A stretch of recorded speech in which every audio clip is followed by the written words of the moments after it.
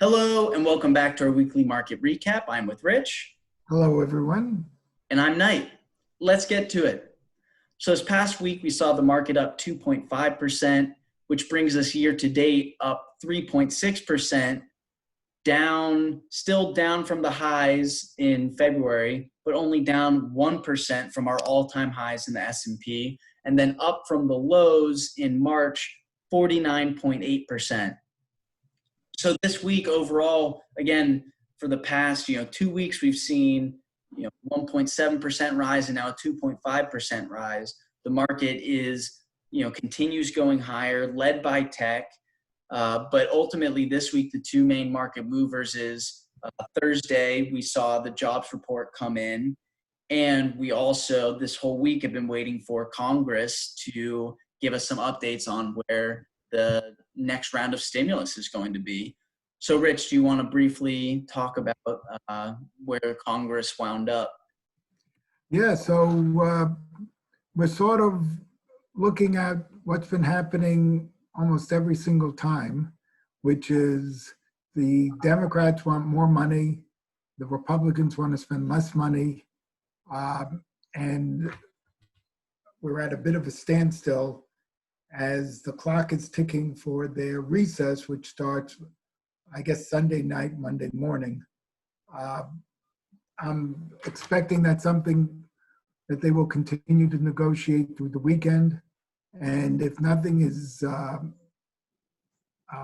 worked out, then I assume that President Trump is going to do an executive order to get some money out to people in the meantime.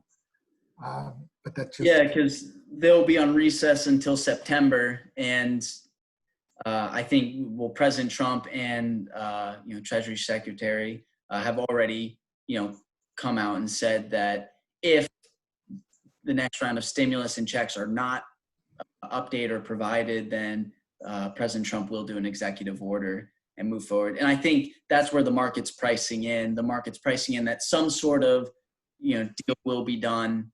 It's just the numbers.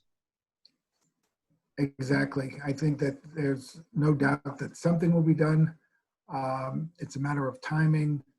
I won't be surprised if Trump, through executive order, does something as a stopgap measure while Congress is in recess, if that happens.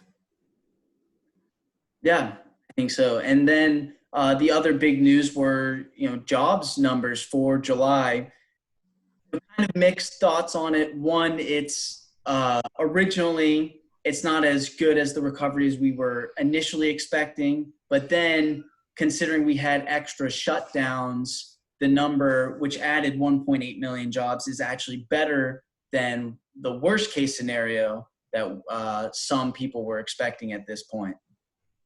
Yes, and this is sort of what to be expected.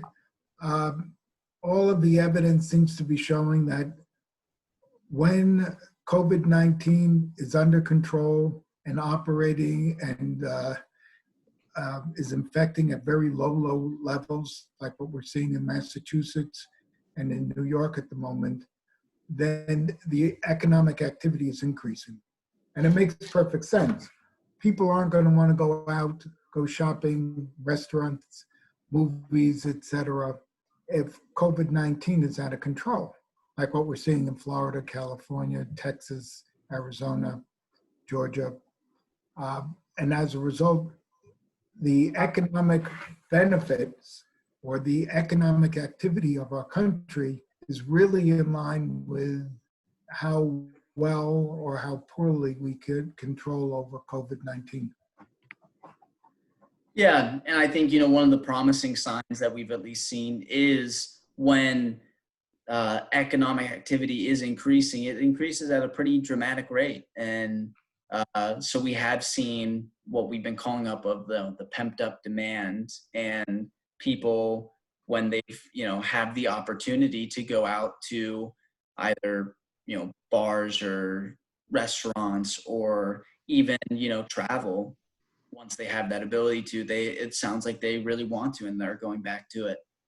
Which points again to how important it is for the economic stimulus to occur to keep people economically viable until the coronavirus is more under control in the various states. Yeah, I think we all agree on, what one of the main things that has actually helped this, economic recovery has been the stimulus checks.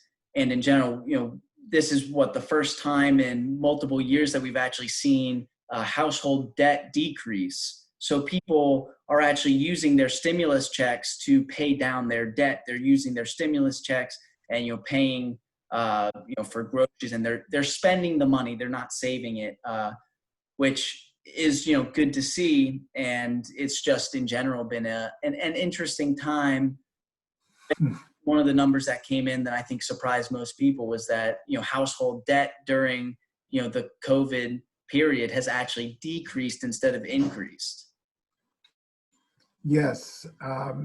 And that actually makes sense to me too, is that people who are in high active areas where the virus is are spending less because they're worried, and if they're not going out and not doing things and they're at home, it's a little bit cheaper. And this is what's playing out all over the country. So hopefully we'll get our politicians together and they'll do what's right for the country. Yeah. And so again, in this next week or even over the weekend, we expect something to happen on that front. And certainly something will happen before September when Congress comes back from their recess. But in general, we want to, turn the attention back on to you guys and know that, your money is important. Your money's here to support you. We're here to support you. And we hope that everyone's, still going strong during this time. We go in waves of doing really well to, struggling, and everything is all encompassed under the sun. So we enjoy connecting with you guys, and we'll see you again next week.